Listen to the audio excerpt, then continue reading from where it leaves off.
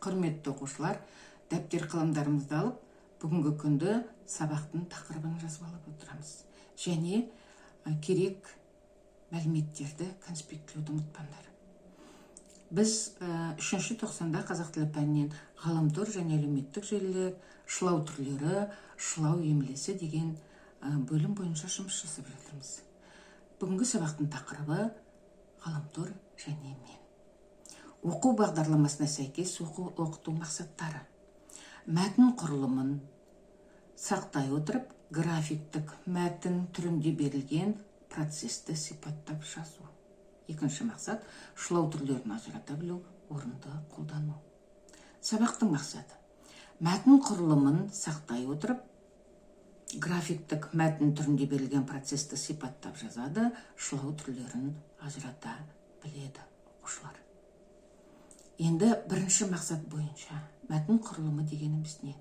Балалар, біз білеміз, бұрында да талай жұмыс жасап жүрміз. Мәтін құрылымы дегеніміз ол мәтін белгілі бір бөліктерден тұрады, яғни кіріспе бөлімі, негізгі бөлім және қорытынды бөлім.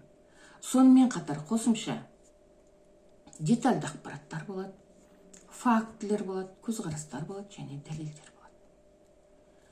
Енді графиктік мәтін дегеніміз не? Оған да тоқталып кетейік. Графиктік мәтін дегеніміз олар белгілі бір кесте түрінде болуы мүмкін мәлімет, сызба түрінде, диаграмма түрінде, немесе жаңағы түрлі сурет болып келуі мүмкін, немесе тіпті кәдімгідей график түрінде болып келуі мүмкін. Сол мәліметтерді біз сипаттап, өзіміз мәтін құрылымын сақтай отырып жазып шықсақ, яғни біз сабағымыздың бірінші мақсатына жеткеніміз болады. Екінші мақсатқа тоқталатын болсақ, енді бір шағын көрнекіліктерді қолданып кетейін. Шылау. Шылау дегеніміз сөздер мен сөйлемдерді байланыстыратын және өзі тіркескен сөзге қосымша мағына беретін сөз табы. Шылаудың 3 түрі бар: жалғаулықтар, демеуліктер, септеуліктер. Жалғаулықтар дегеніміз не? Жалғаулықтар дегеніміз сөздер мен сөз тіркестерін, сөйлемдерді байланыстырып, жалғастырып тұратын шылаулар. Оған қандай сөздер жатады екен? Және, да, бірақ, дегенмен, алайда, өйткені, яки, себебі, сондықтан, сол үшін, не, немесе, бірде, я, болмаса, кейде, біресе, егер және тағы басқа. Мысал үшін, күзгі және қысқы демалыста мен әлеуметтік желіде көп отырмай, салауатты демалысқа көп көңіл бөлдім. Бұл жерде және деген жалғаулық шылау, ол екі сөзді бір-бірімен байланыстырып тұр. Бұл тапсырманы я мен бітіремін, я сен бітіресің деген мысалда да қолданған жалғаулық шылауымыз ол я. Келесі түрі шылаудың септеулік шылау. Септеулік шылаулар септік жалғаулы сөзбен тіркесіп, мағынасын толықтыратын шылау түрі.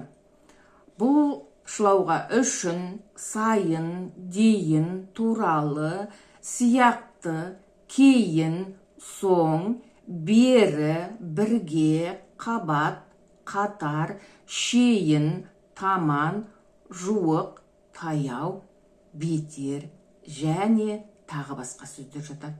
Мысалы, біз бүгін ғаламтордың пайдасы мен зияны туралы сабақ өттік дегенде, туралы деген септеулік шылау. Мен әкеммен бірге кешке шейін кітап оқыдым дегенде, бірге және шейін сөздері де септеулік шылаулар. Келесі шылаудың түрі бұл демеулік шылау.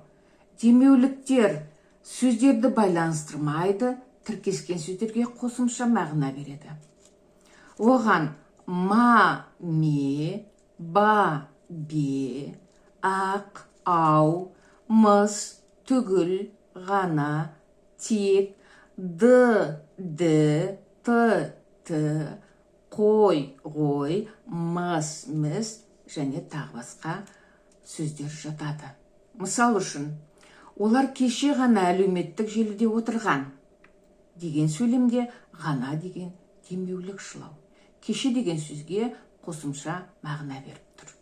ертеректе үлкен бір байланыс құралы болыпты мыс дегенде, мыс деген шылауымыз демек көмекші бір мағына істеп тұр. Иә, болған екен деген сияқты. Енді балалар конспектілеп алсақ, өзіміздің дәптерімізге жазып алсақ, кішкене демалайық, ол үшін тыныштық сәтін өткізейік.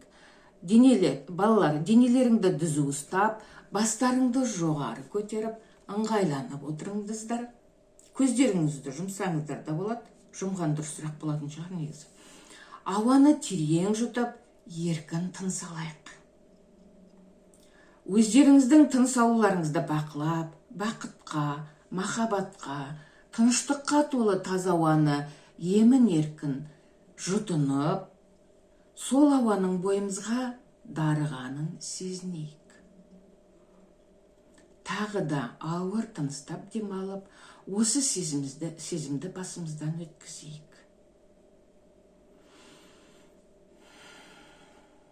Тағы да бір демалайық. Балалар, біз білеміз, компьютерда, телефонда, ноутбукта болсын көп отыру, ол адамның денсаулығына өте зиян. Сондықтан да біз арасында осындай үзілістер жасап демалып алуымыз керек. 1, 2, 3, көзімізді ашамыз, ал енді сабағымызды ары қарай жалғастырамыз. Сәттілік.